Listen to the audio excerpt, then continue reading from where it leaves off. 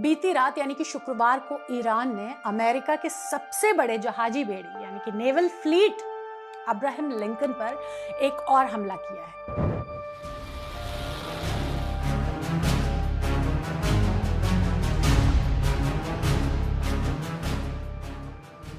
Iran की news agency तस्निम ने एक वीडियो जारी करते हुए ये दावा किया है कि या अली के नारे के साथ मिसाइल लॉन्च किए और उसके कुछ देर बाद धमाके की आवाज हुई। रशियन न्यूज चैनल आरटी ने भी इस दावे से जुड़ी खबर चलाई।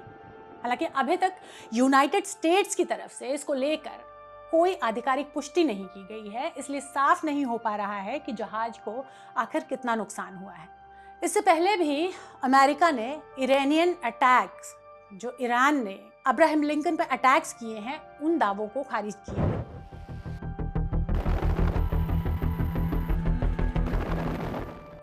दरअसल जिस वॉरशिप को निशाना बनाने का ये दावा किया जा रहा है वो है यूएसएस अब्राहम लिंकन।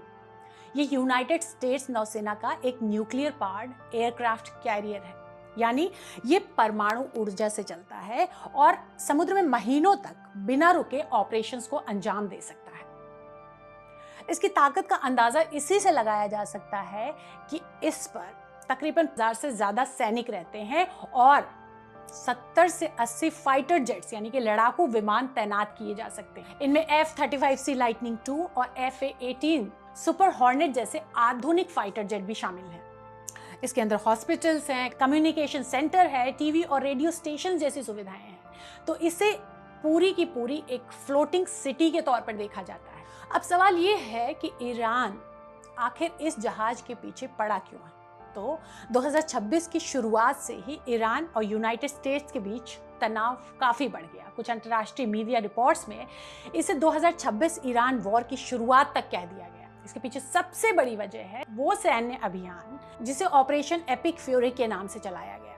रिपोर्ट्स के मुताबिक इस ऑपरेशन के तहत अमेरिका और इजराइल ने मिलकर ईरान के कई परमाणु ठिकानों और सैन्य अड्डों को निशाना बनाया और इन हमलों में ईरान के सर्वोच्च नेता अयातुल्लाह अली खमीनेई को निशाना बनाया गया। इसका बदला लेने के लिए ईरान की सैन्य इकाई इस्लामिक रेवोल्यूशनरी गार्ड कॉर्प्स यानी कि IRGC लगातार अमेरिका के सैन्य ठिकानों और जहाज़ों को चुनौती दे रहा है। 5 से 6 मार्च 2026 के आसपास ईरान की नेवी और IRGC ने दावा किया कि उन्होंने कोस्टल बैलिस्टिक मिसाइल और ड्रोन की मदद से USS अब्राहम लिंकन पर हमला किया। ईरान के मुताबिक इस हमले में 4 बैलिस्टिक मिसाइल्स लॉन्च की गई और उनका निशाना सीधे था ये एयरक्राफ्ट कैरियर।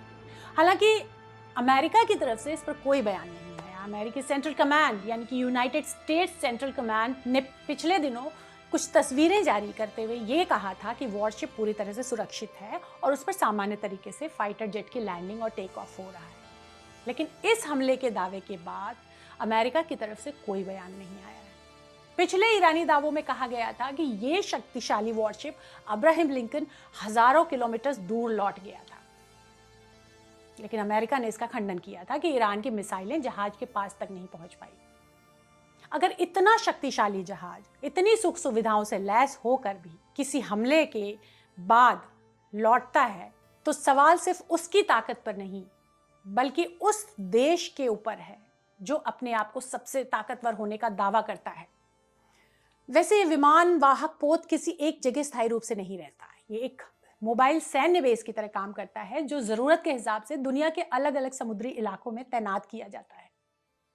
अब जनवरी 2026 में ये जहाज इंडो पैसिफिक क्षेत्र में गश्त कर रहा था, लेकिन जैसे ही मिडिल ईस्ट में तनाव बढ़ा इसे तुरंत गल्फ एरिया में भेज दिया गया और इस समय ये युद्धपोत गल्फ ऑफ ओमान और अरेबियन सी के इलाकों में तैनात बताया जा रहा है, जो कि ईरान समुद्री क्षेत्र से काफी करीब पड़ता है। ईरान का दावा है कि जब उसके ड्रोन ने इस पोत का पीछा किया तो ये स्ट्रेट ऑफ हॉर्मुज से लगभग 340 किलोमीटर पीछे हट गया और तेज रफ्तार से दूर चला गया। अगर वास्तव में ये दावे सही हैं तो अमेरिका की इस गिरती हुई ताकत और टूटते हुए हौसले का अंदाजा लगाया जा सकता है।